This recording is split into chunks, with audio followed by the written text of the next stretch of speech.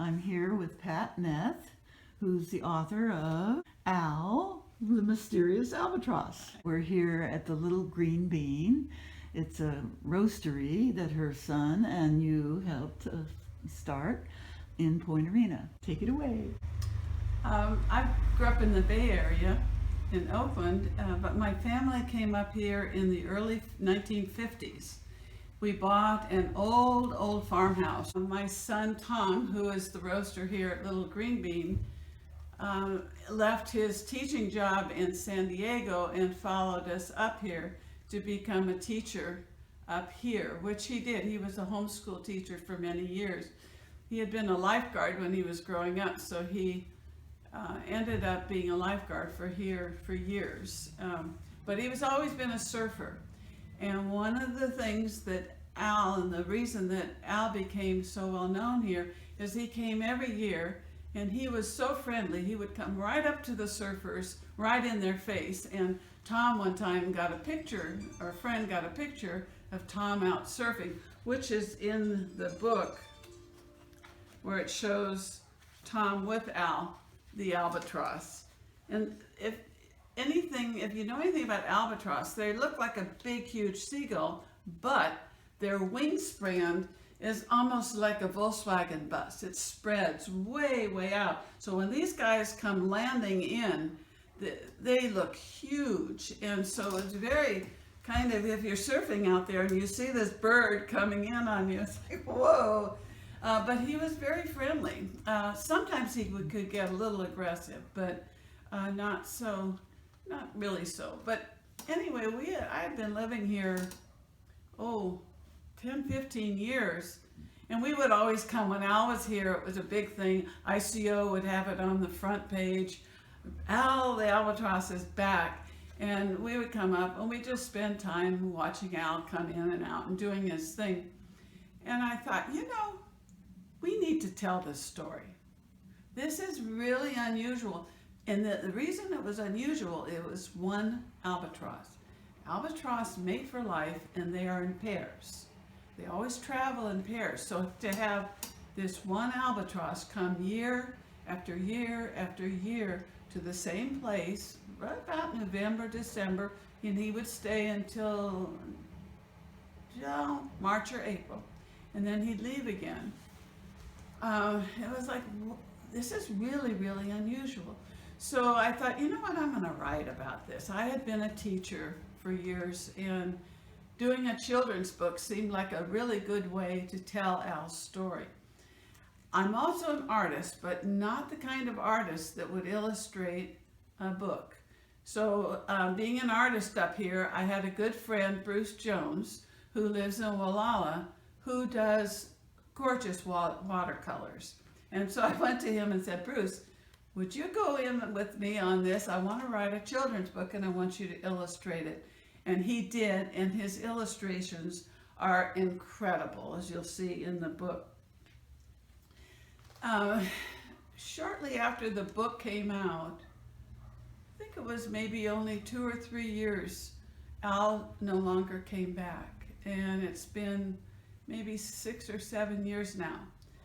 No one knew why. The last time he was here for a short period of time, not his usual 5 months. And he seemed to be up in Fort Bragg quite a bit. And then the next year he wasn't here. So it's like no one knew. No one knew if he was a male or a female. There was always a big topic down at the pier where people would gather and talk about Al, and all the people who saw him coming and going, they'd have to have gotten a feather, I guess, to do a DNA to find out if it was a female or male, and no one really wanted to do that. So the rumor was that he lost his mate here, and that's why he came back every year looking for his mate. That was the rumor. Or her mate. What? Or her mate. Or her mate. His or hers. We're not sure. But Al, they called him Al, and there was another name, I can't remember, some of the fishermen called him. One of the people that I talked to in the book, was Bob, who was a fisherman. Captain Bob had a ship, a boat, Yeah. and he was one, as I was talking to people to get some information to write about Al, he said he loved coming in and out because the minute his boat would start to come into the harbor, Al, if he was around, would be right there. And he wasn't really begging, he just would be like a mascot of bringing him in to the sloop when he came in. Same thing when he left. He'd follow him out until he got far enough out, and then he'd come back. And he said it was like a greeting, and he loved looking forward to seeing Al. Neat. The illustrations that Bruce Jones, this is a Pointerina pier. And Nice. they just, and also as you can see on the front of the book, he has such gorgeous colors in the reflection of the water. It was really a privilege to work with him, and he is still a very active artist here up in Wallala. Al's tucking his head under his wing there, huh? On the cover. Yeah, his head Being under his wing. mysterious. And that's one of the ways that they would sleep. Albatross, they feel, Al was a Laysan Albatross, and their home is in the islands just a little north of Hawaii. That's where most of the albatross, the Laysan Albatross, live and breed at that time. And then they kind of travel the whole area between Hawaii, the coast of California, Oregon, Washington, up into Alaska. One of the things the fishermen said was they follow, especially seagulls, because seagulls will tend to tell them, oops, that's where a whole bunch of salmon are.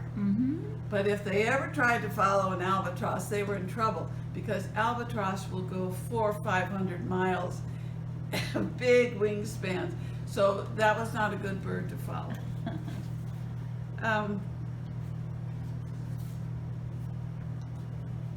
This is where they lived, where they migrate to and have breeding. Flat. Yeah, that's good. Yeah. The islands that. Yeah, that the show- islands. and the North American coast to the right. Yeah. This shows kind of the area of the Laysan albatross. Now there are albatross all down in South America, all different breeds, but our albatross and Al was in this whole area. So you see Canada, United States, Alaska. So this, and here's Hawaii, this is their territory. And their breeding is the In north. The or- Hawaiian Islands. Oh, they breeding Yeah. and No, then. they come here, and that's where they breed, and then they hunt all through okay. here. And the But- winter though, the split between the. And that's why we think Al was coming. At the time they were going this way, Al went this way. There aren't many other sightings of albatross that are coming along this coast that I know of. I think most all of them are here. But Al, for 16 years, came to our little area, which was, and he kind of stayed. This is a picture of Al with his wingspan, As which, big as a. as Bruce drew a big car, he was larger than the length of a car. I can't see how they tuck their wings in to then be like into- small. They It's they amazing. bend in really nicely. And when they fly, it's not like seagulls and other birds. A lot of times you see a lot of flapping. They have such huge wingspan that once they're up and get on the air currents, they just sail. And so that's why they can go for hundreds of miles and not be tired, because they're just sailing. Mm-hmm. When they land, they're not necessarily a pretty landing. That's But- what I've heard. Yeah, they can flop over, and it's, so here's a picture of some of the albatross flying.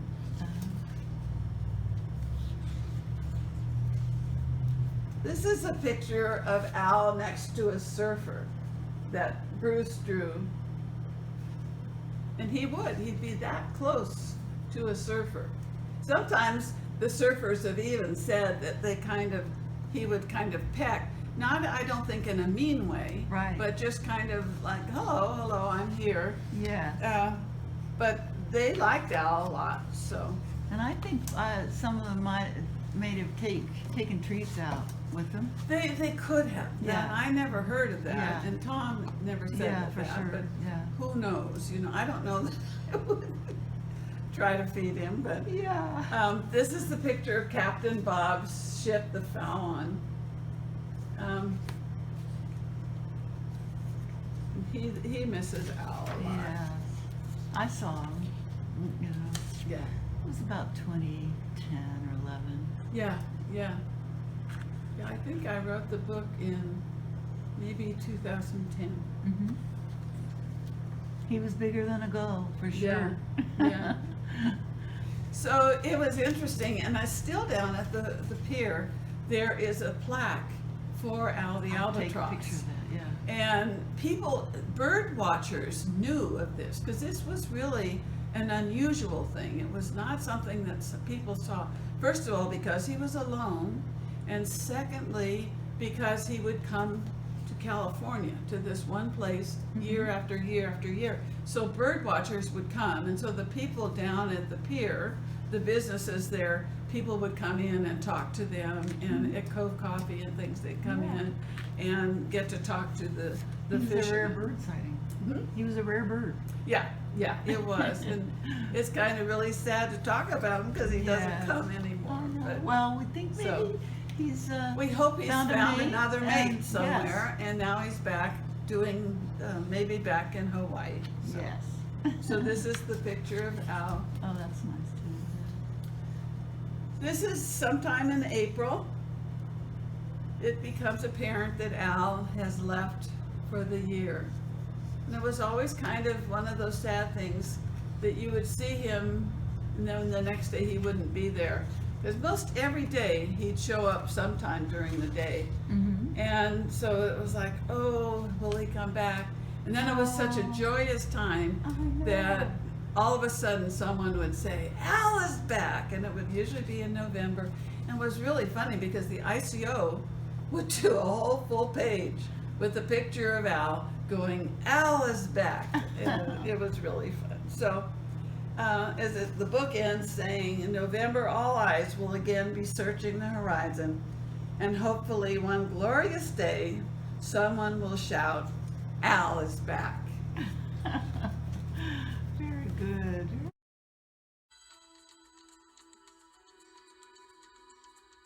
This is Tom Neth, and he's a manager and owner of the Little Green Bean in Point Arena, California. I have fond memories of Al greeting me when I was paddling out to go surfing. He would always come up and say hi. Oftentimes, saying a couple like weird little noises with his mouth, and you could stick your finger out and it would kind of like bite your finger, but not really bite, but just kind of like gnaw on your finger a little bit. But kind of in a way of greeting us. It was pretty awesome. It was always kind of an exciting day when he first came in each winter. You first see him, it was always, Al's back. Yeah, the first time he came to greet me was a little bit terrifying because he was a good sized bird and coming at you, like paddling right towards you. You're like, uh-oh, what's gonna happen? And did he come gliding over? Just Or how kind of does he came know- near me, and then he didn't come too close that first time. He just came swimming right at me, and then about 6 feet away, just stopped and started, How fun. started just looking at me. And You want to say anything about your coffee? Stop by anytime.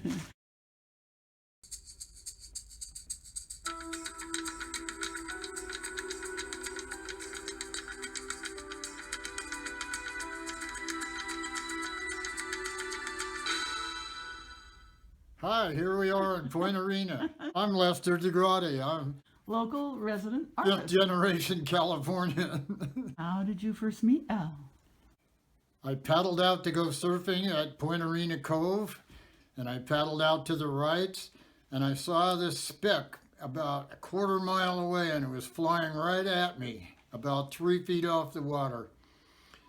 And it came up, and it was a 6-foot wingspan albatross, and he landed right beside me, and he went, ah, ah, ah, and he nibbled on my sleeve of my wetsuit a little bit, and then he paddled out to the rights with me, but he stayed out of the big break and watched me surf. And he did that with lots of other surfers there. He would always come and see us and land right beside you. One time when I was paddled out on a rough day on the left side of the pier, he came and landed beside me, and then he started squawking and he paddled away, and I paddled after him, and the big set of waves came. It would have got us, but Al cued me in on it. Oh yeah, he was aware of what the ocean was going to do before it did it. Right. So he was always helpful.